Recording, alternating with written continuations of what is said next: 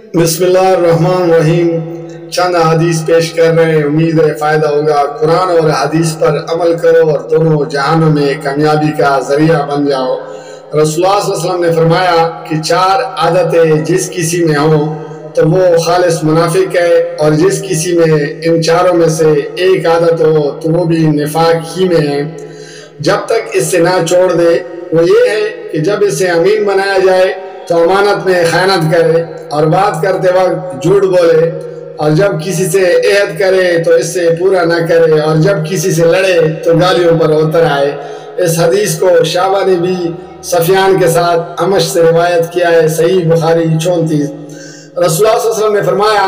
جو شخص شب قدر ایمان کے ساتھ محض ثواب آخرت کے لیے ذکر و عبادت میں گزارے، اس کے لیے گزشتہ گناہ بخش دیے جاتے ہیں، صحیح بخاری 35۔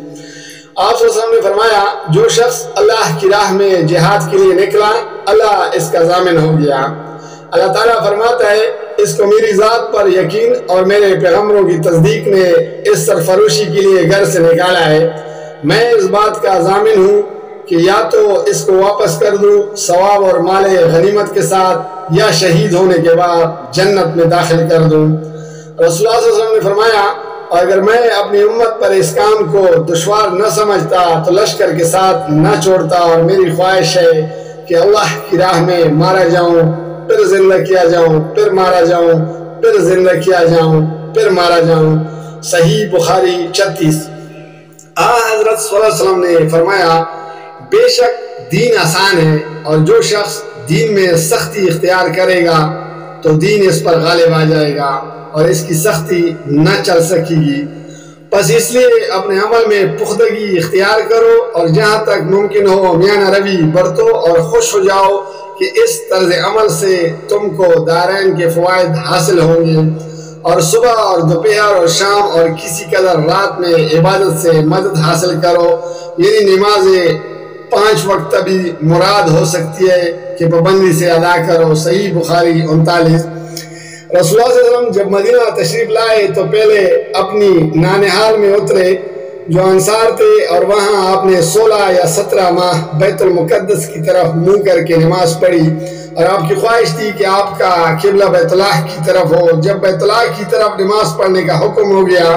تو سب سے پہلی نماز جو آپ نے بیت اللہ کی طرف پڑھی عصر کی نماز تھی۔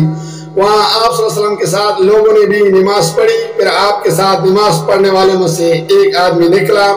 اور اس کا مسجد بنی حارثہ کی طرف گزر ہوا تو وہ لوگ رکوع میں تھے۔ وہ بولا کہ میں اللہ کی گواہی دیتا ہوں کہ میں نے رسول اللہ صلی اللہ علیہ وسلم کے ساتھ مکہ کی طرف منہ کر کے نماز پڑھی ہے۔ یہ سن کر وہ لوگ اسی حالت میں بیت اللہ کی طرف گھوم گئے، اور جب رسول اللہ صلی اللہ علیہ وسلم بیت المقدس کی طرف منہ کر کے نماز پڑھا کرتے تھے، یہود اور عیسائی خوش ہوتے تھے، مگر جب آپ نے بیت اللہ کی طرف منہ پھیر لیا تو انہوں نے یہ امر ناگوار ان پر گزرا، صحیح بخاری 40۔ انہوں نے رسول اللہ صلی اللہ علیہ وسلم کو یہ ارشاد فرماتے ہوئے سنا کہ جب ایک بندہ مسلمان ہو جائے اور اس کا اسلام عمدہ ہو، یقین و خلوص کے ساتھ، تو اللہ اس کے گناہ کو جو اس نے اس اسلام لانے سے پہلے کیا معاف فرما دیتا ہے، اور اب اس کے بعد کے لیے بدلہ شروع ہو جاتا ہے، یعنی ایک نیکی کے عوض 10 گناہ سے لے کر 700 گناہ تک ثواب، اور ایک برائی کا اسی برائی کے مطابق بدلہ دیا جاتا ہے، مگر یہ کہ اللہ تعالیٰ اس برائی سے بھی درگزر کرے اور اس سے بھی معاف فرما دے، یہ بھی اس کے لیے آسان ہے، صحیح بخاری 41۔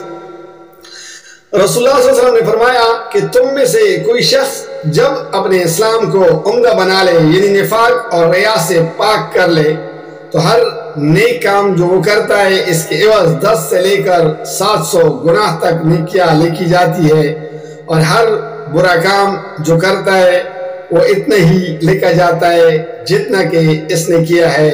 صحیح بخاری 42۔ جزاک اللہ، فی امان اللہ۔